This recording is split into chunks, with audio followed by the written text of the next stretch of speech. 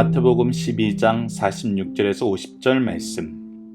예수께서 무리에게 말씀하실 때 그의 어머니와 동생들이 예수께 말하려고 밖에 섰더니 한 사람이 예수께 여짜오되 보소서 당신의 어머니와 동생들이 당신께 말하려고 밖에 서 있나이다 하니 말하되 사람에게 대답하여 이르시되 누가 내 어머니이며 내 동생들이냐 하시고 손을 내밀어 제자들을 가리켜 이르시되 나의 어머니와 나의 동생들을 보라. 누구든지 하늘에 계신 내 아버지의 뜻대로 하는 자가 내 형제요 자매요 어머니이니라 하시더라. 아멘. 안녕하세요. 승리한상 가족 여러분, 그리고 강성성경연구원 여러분, 오늘은 마태복음 69번째 강좌로 마태복음 12장 46절에서 50절 말씀을 영육 간의 참된 가족관계를 유지하자라는 제목으로 함께 말씀을 나누도록 하겠습니다.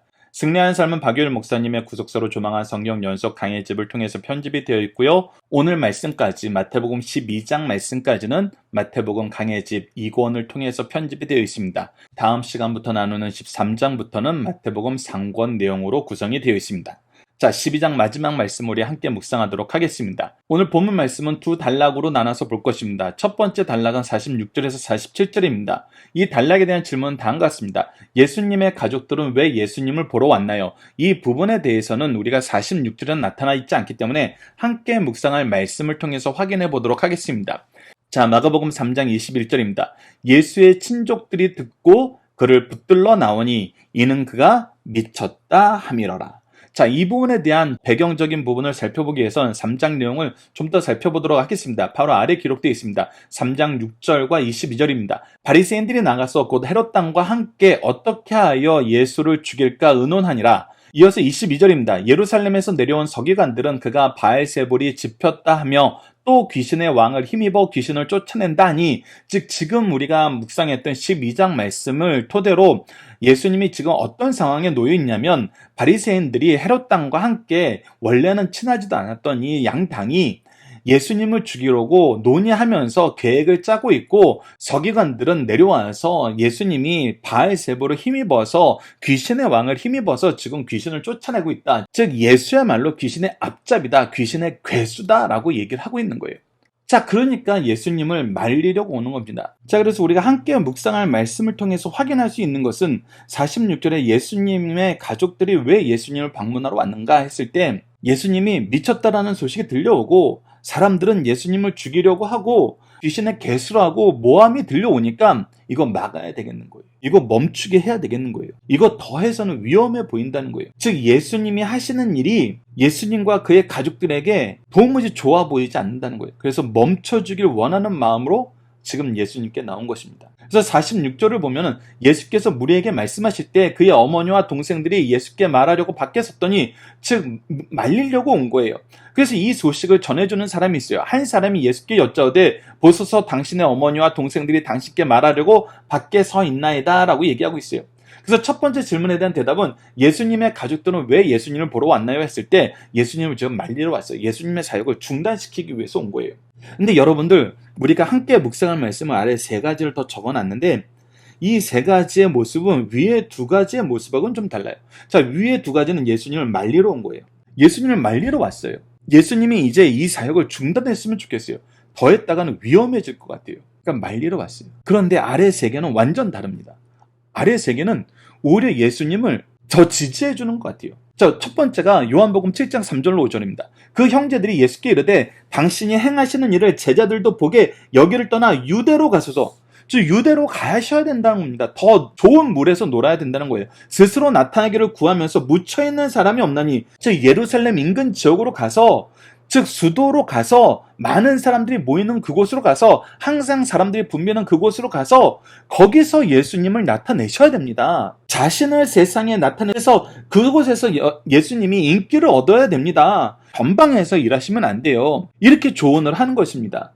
그런데 이것이 예수님을 붙들어주는 것 같고 예수님을 지지해주는 것 같지만, 이 부분에 대한 성경의 해석은 무엇이라고 하면 이는 그 형제들까지도 예수를 믿지 아니하미로라.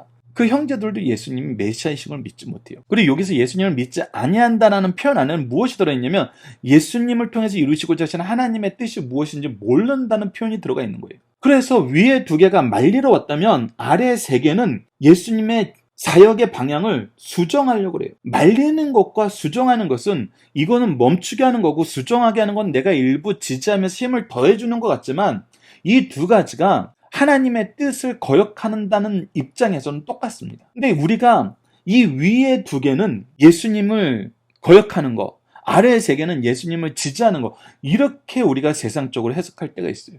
우리가 교회 일을 할 때도, 교회에서 선언되는 어떤 일을 볼 때도 우리가 그거는 안 돼 이렇게 얘기하는 사람이 있고, 그거 좋은데 이렇게 하는 게 어때 이렇게 얘기하는 사람이 있어요. 그냥 보면은 이 사람은 교회에서 하는 일을 항상 반대하는 사람이고 이 사람은 교회에서 하는 일을 항상 지지하는 사람인 거다 라고 얘기할 수 있는데, 여러분 본질적으로 하나님의 뜻에서 어긋난 거라면 둘 다 잘못된 거예요. 즉 예수님의 주위의 형제들이 그 모습을 보여주고 제자들도 그 모습을 보여줘요. 백성들도 그 모습을 보여줍니다. 우리가 요한복음 6장 15절에서는 백성들이 이 모습을 보여주는 걸 볼 수 있어요. 그러므로 예수께서 그들이 와서 자기를 억지로 붙들어 임금 삼으려는 줄 아시고, 이것이 어느 말씀 다음에 기록되어 있는 거냐면 바로 오병이어의 기적이 일어난 다음에 예수님을 통해서 이 놀라운 역사를 경험하게 한 다음에 사람들이 예수님이 이제 왕이 되어야지 우리의 소망이 이루어질 수 있다라고 생각을 해버린 거예요. 즉 정치적인 왕으로서 이 예수님이야말로 부족함이 없다.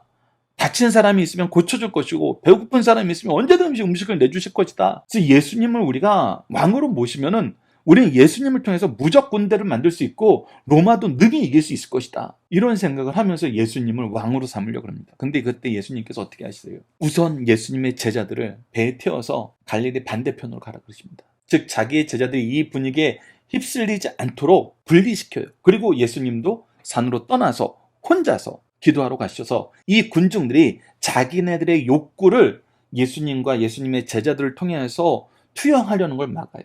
여러분들 사실 이러한 거는 세상 정치인들이 너무나 하고 싶어 하는 거예요. 사람들이 자기네 소망을 나에게 투영해서 나를 통해서 그것이 이루어지길 원하는 것이 바로 지지율을 올리는 거거든요. 그래서 세상 사람들 이거 정말 하고 싶어 하는 거예요. 그 의도가 악하던 선하던 정말 이런 위치에 있고 싶어 해요. 근데 예수님은 어떻게 해요? 그 자리에서 떠나세요. 왜? 그것이 하나님의 뜻과 다른 거니까. 하나님의 뜻을 수정하려는 것이니까. 결정적인 것은 우리가 마태복음 16장에서 볼 수 있죠. 이 부분은 우리가 고난주간에도 살펴보는 것인데, 자, 마태복음 16장 하면 무엇이 생각납니까? 마태복음 16장 16절에 베드로의 신앙 고백이 나타나죠. 주는 그리스도시요 살아계신 하나님의 아들이십니다. 이때 예수님께서 뭐라고 얘기합니까? 시몬아, 내가 복이 있다. 이것을 알게 하신 이는 하나님이다. 그리고 이 믿음의 반석 위에 교회를 세우리니 음보의 세력이 이기지 못하고 이것을 통해서 생명 없는 역사가 일어나는 교회를 세워주셨다고 약속해요. 그리고 나서 무엇을 얘기하시냐면, 고난주간에 나누는 말씀 것처럼 예수님께서 이제 올라가시면 고난을 당하시고 죽게 되고 부활하실 것을 얘기해요. 죽고 부활하실 것을 얘기하자 베드로가 이런 반응을 보입니다. 베드로가 예수를 붙들고 항변하여 이르되, 이 항변하다는 것이 원어적인 의미가 훈계하다는 뜻이에요. 어찌 그렇게 미련한 생각을 하십니까?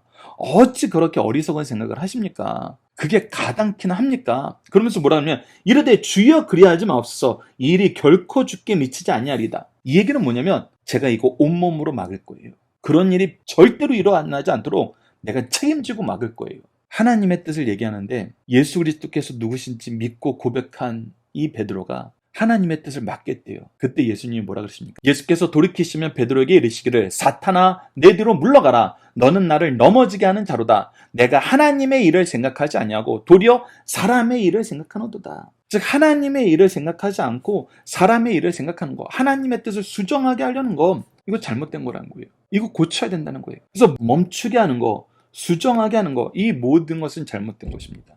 예수 그리스도를 따르고 예수 그리스도를 사랑하고 예수 그리스도와 함께한다 그러면서 하나님의 뜻을 막거나 수정하게 하려는 것은 우리가 주의해야 됩니다. 그래서 예수님이 이제 뭐라고 얘기하십니까? 두 번째 단락입니다. 48절에서 50절. 이 단락에 대한 질문을 먼저 보도록 하겠습니다.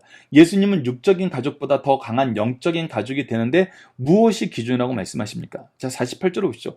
말하던 사람에게 대답하여 이르되, 누가 내 어머니이며 내 동생들이냐 하시니.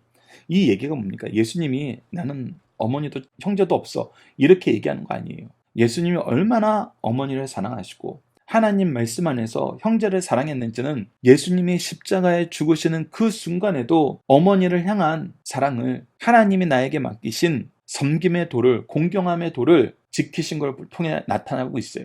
요한복음 19장 26절로 27절을 보시죠. 예수께서 자기 어머니와 사랑하시는 제자가 곁에 서 있는 것을 보시고 자기 어머니께 말씀하시되 여자여 보소서 아들이니이다 하시고 또 그 제자에게 이르시되 보라 내 어머니라 하신대 그때부터 그 제자가 자기 집에 모시니라. 그리고 성경에서는 부모 공경하는 거, 형제를 돌보는 건 너무나 중요하다고 얘기합니다. 디모데전서 5장 8절입니다. 누구든지 자기 친족, 특히 자기 가족을 돌보지 아니하며 믿음을 배반한 자요 불신자보다 더 악한 자니라 라고 얘기하고 있어요. 그런데 예수님은 왜 이렇게 얘기하신 걸까요? 예수님은 왜 이렇게 얘기하신 거예요? 바로 하나님이 우리에게 주신 공동체의 의미를 너희들이 기억해야 된다는 거예요. 우리가 가족으로 하나님께서 함께하게 하신 이유가 무엇인가? 우리가 교회로 함께하게 하신 이유가 무엇인가? 라는 것을 봤을 때 지금 현재 예수님의 어머니와 동생들이 보여주는 모습은 하나님이 우리에게 가정을 주신 본뜻, 교회를 주신 본뜻에서 지금 멀어져 있다는 거예요. 그 부분을 우리가 고쳐야 된다는 거예요. 하나님의 뜻 안에서 하나 되지 않으면 혈육으로 함께 하신 것도 우리가 바로 지키지 못하고 바로 유지하지 못하고 바로 계승하지 못해요. 하나님의 뜻으로 하지 않으면은 우리가 교회를 예수 그리스도께서 머리 대신 교회의 지체로서 우리를 하나 되게 하신 것을 유지하지도 못하고 그 뜻을 이루지도 못하고 그 모습을 계승해 나가지도 못해요. 그래서 예수님은 계속 말씀하시는 것입니다. 49절을 보십시오. 손을 내밀어 제자들을 가리켜 이르시되 나의 어머니와 나의 동생들을 보라 라고 얘기하면서 누가 나의 어머니고 나의 동생들인, 즉 하나님께서 우리가 가족으로 교회의 구성원으로 하나 되게 하신 뜻이 무엇인지를 가르쳐주는 것이 바로 50절입니다. 누구든지 하늘에 계신 내 아버지의 뜻대로 하는 자가 내 형제요 자매요 어머니니라 하시니라. 즉 우리 사이에 있는 하나님의 뜻이 중요한 거예요. 그래서 자녀는 항상 하나님의 뜻이 무엇인지 찾아야 되는데 어떤 뜻을 먼저 찾아야 되냐면 왜 나에게 이 부모님을 주셨나? 왜 이 부모님을 통해서 내가 이 땅에 태어나게 하셨나? 하나님이 이 과정에서 이 부모님을 주심으로 이루시고자 하시는 하나님의 뜻은 무엇인가? 이것은 교회에서도 마찬가지예요. 왜 이 목사님을 통해서 우리 교회를 세우게 하셨나? 이 목사님을 통해서 우리에게 주시고자 하시는 하나님의 뜻은 무엇인가? 나는 왜 이 교회의 성도로 하나님께서 인도하셨나? 더 나아가서 임직할 때는 더더욱 중요하죠. 하나님이 왜 나를 이곳에서 임직자로 세우셨는가? 이곳의 일꾼으로 세우셨는가? 교육자들은 더합니다. 왜 하나님께서 나에게 하나님의 말씀을 선포할 이 중요한 자를 주시고 황송하게도 목자라는 칭함을 얻게 하셨는가? 하나님의 뜻이 중요하다는 거예요. 그래서 우리는 항상 하나님의 뜻을 찾는 삶을 살아야 돼요. 부모도 그러죠. 왜 나에게 이 자녀를 주는가? 너무나 단호해져. 자녀는 하나님이 주신 기업이라 그랬어요. 그러면 하나님의 뜻이 있는 거예요. 하나님의 뜻이 있는 것입니다. 그래서 그 하나님의 뜻을 이루기 위해서 우리가 최선을 다해야 되는 거예요. 교회에서 성도를 대할 때에도, 제자를 대할 때에도, 우리가 세상에서 이웃을 대할 때에도, 이 나라를 대할 때에도 마찬가지예요. 왜 하나님께서 우리를 대한민국에서 태어나게 하셨는가? 왜 이 시대에 이 나라의 백성 삼으셨는가? 여기서 하나님이 계획하신 뜻은 무엇인가? 그래서 이 뜻 안에서 행할 때 하나님이 기뻐하시는 가정의 모습, 교회의 모습, 이 시민의 모습이 회복이 되는 것입니다. 왜? 하나님이 계획하신 건 반드시 이루어지고 하나님의 계획을 이루실 때는 우리에게 필요한 능력을 주시고 그 열매까지 책임져 주시기 때문입니다.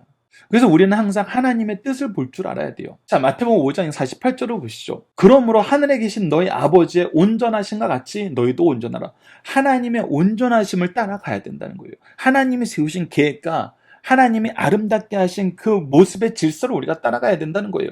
마태복음 6장 9절로 10절도 보십시오. 그러므로 너희는 이렇게 기도하라. 하늘에 계신 우리 아버지여 이름이 거룩히 여김을 받으시오며 나라가 임하시오며 뜻이 하늘에서 이루어진 것 같이 땅에서도 이루어진다. 하나님의 뜻이 우리를 통해서, 하나님의 자녀된 우리를 통해서, 하나님이 미리 주신 우리 가정을 통해서, 하나님이 먼저 세우신 이 교회를 통해서 이루어지도록 우리가, 우리 가문이, 우리 교회가 사용받게 하여 주시옵소서. 하나님의 뜻을 이 땅에 이루는데 우리를 사용하여 주소서. 이 기도를 할 때 이곳이 정말 하나님이 세우신 복된 가문, 하나님이 쓰시 기뻐하시는 복된 교회가 된다는 것입니다. 마태복음 18장 14절도 보십시다. 이와 같이 이 작은 자 중 하나라도 읽는 것은 하늘에 계신 너희 아버지의 뜻이 아니니라. 그래서 우리를 통해서 우리에게 맡기신 영혼, 우리가 돌봐야 된 영혼, 그들을 끝까지 책임지고 하나님의 뜻 안에서 양육하는 거, 그들의 연약함을 돕는 거, 이것을 이루는 것이 하나님의 뜻이거든요.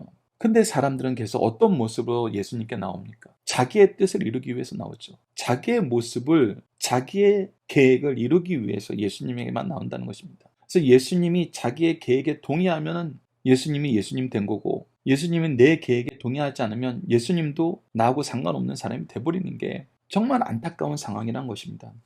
계속해서 우리가 좀 더 함께 묵상할 말씀을 보도록 하겠습니다. 요한복음 6장 40절입니다. 내 아버지의 뜻은 아들을 보고 믿는 자마다 영생을 얻는 이것이니 마지막 날에 내가 이를 다시 살리리라 하시니라. 그래서 아버지의 뜻은 우리에게 영생을 주시기로 하신 그 영생의 은혜를 우리가 즐겁게 누리길 원하시는 거예요.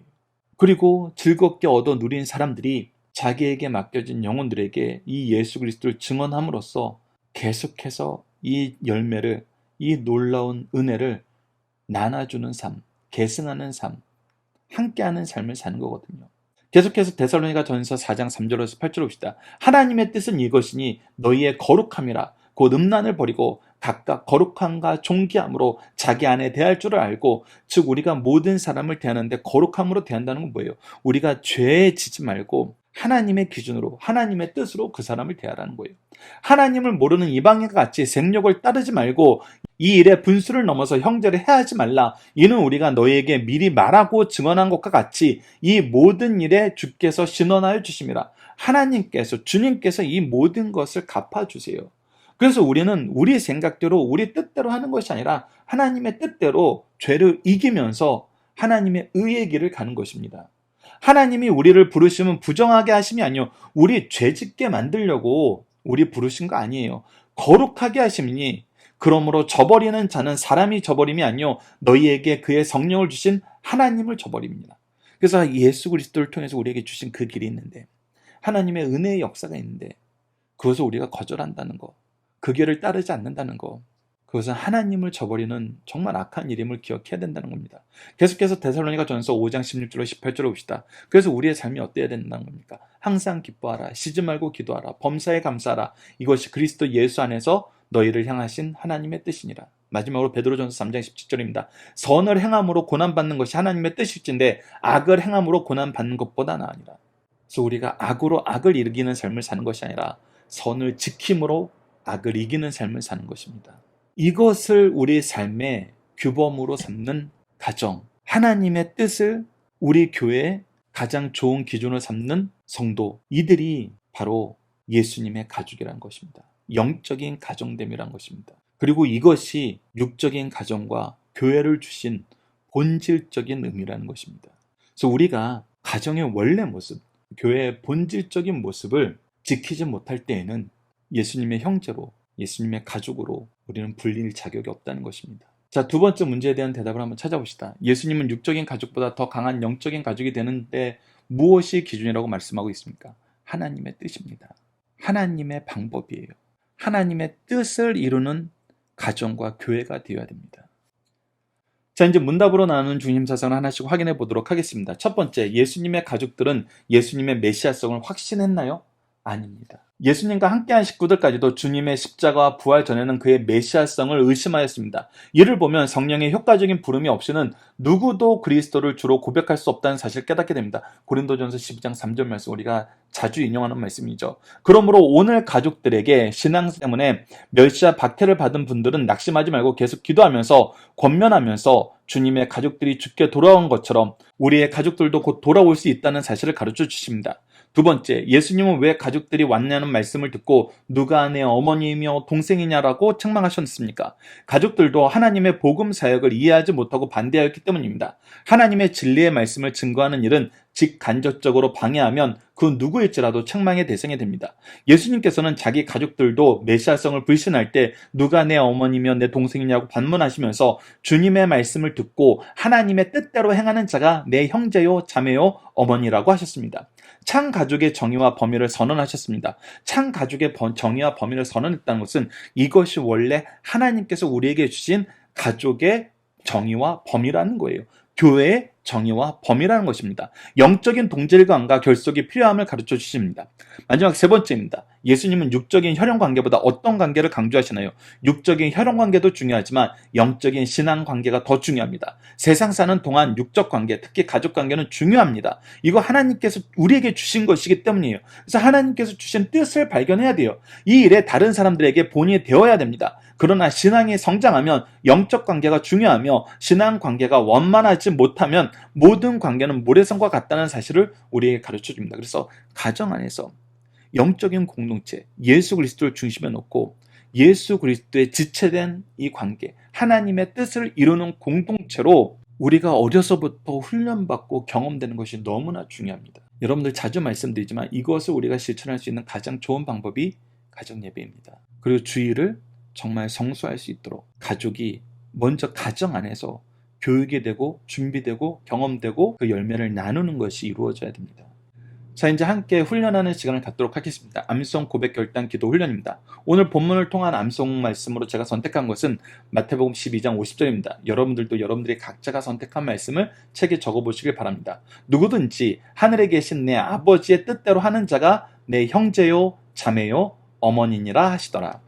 오늘 본문 말씀을 통한 믿음의 고백 결단은 다음과 같습니다. 복음을 위해서 함께 협력하며 예수님의 참된 가족이 되는 가정과 교회가 되게 하소서.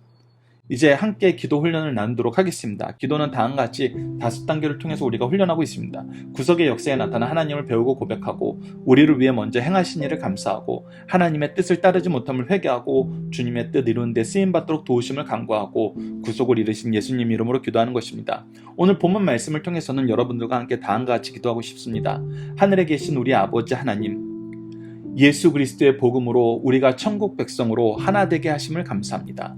하나님이 하나 되게 하신 가정과 교회에서 복음을 위해 협력하는 것이 아니라 세상 풍조와 시선을 따라 주의 길을 반대하던 모든 일들을 용서하여 주소서. 이제 다시 주님의 일하심을 주목하여 보게 하시고 주님의 십자가를 따라가며 주님의 뜻을 이루고 주님의 영광을 위해 가정과 교회의 구성원이 협력하도록 도와주소서.